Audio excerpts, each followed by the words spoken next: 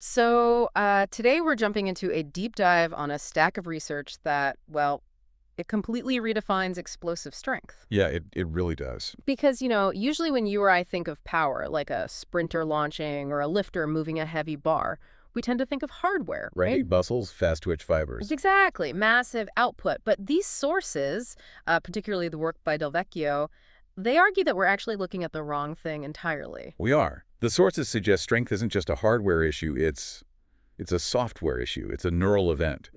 The core argument here is that generating force is actually the easy part. The really hard part, the part that separates an elite mover from everyone else, is timing. Right, power without timing is just noise, and the sources break this down into three distinct neural mechanisms. You've got the gas pedal, the brake, and the conductor. Exactly. So you have motor unit discharge rates acting as the gas, the subthalamic nucleus as the brake, and the cerebellum pulling it all together as the synchronizer. Let's start with the gas. This Del Vecchio study from 2019 is just fascinating because they focused on the tibialis anterior, the shin muscle to measure neural drive. And they found the difference between an average movement and a truly explosive one is decided in a window that seems basically impossibly small. 35 milliseconds, Yeah. which, to put that in perspective for you listening, a blink is about 100 milliseconds. So this is happening 3 times faster than you can blink. That is wild. And the main differentiator here is this thing called rate coding. It's not just about how many muscle fibers you wake up, is it? No. Recruitment is just the first step. Rate coding is the actual frequency of the signal. In that first 35 millisecond window, the brain isn't just sending a single signal to the muscle, it's spamming the muscle with commands. We see discharge rates up to 200 hertz. So it's basically the difference between tapping someone on the shoulder and shaking them violently. That's a really good way to view it. And the critical finding in the research is that this high-frequency neural drive happens before the muscle actually generates force.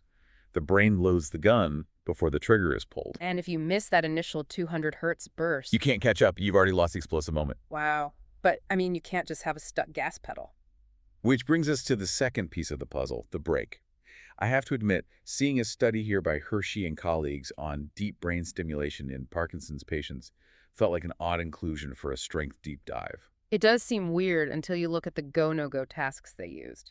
The researchers were looking at the subthalamic nucleus, or STN, and they found that a specific part of the STN is responsible for response inhibition. Which is the ability to specifically not do something. Correct. When they stimulated this part of the brain in patients, it interfered with that braking system. The patients developed impulsivity.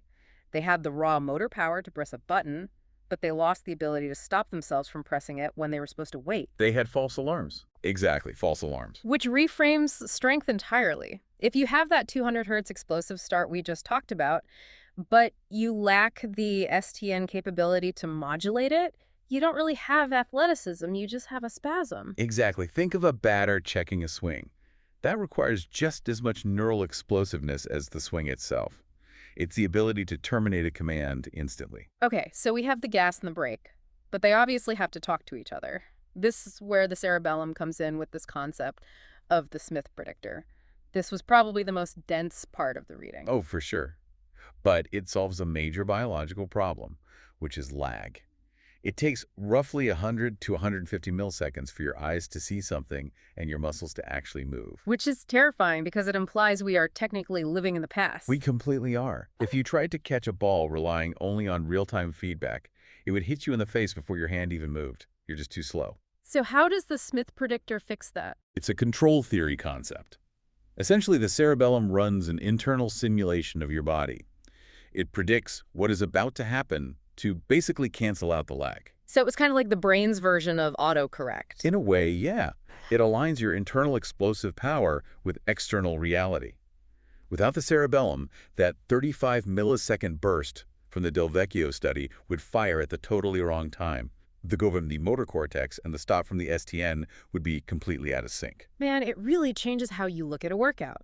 We go to the gym to build strength, but these sources argue we are actually just tuning a timing mechanism.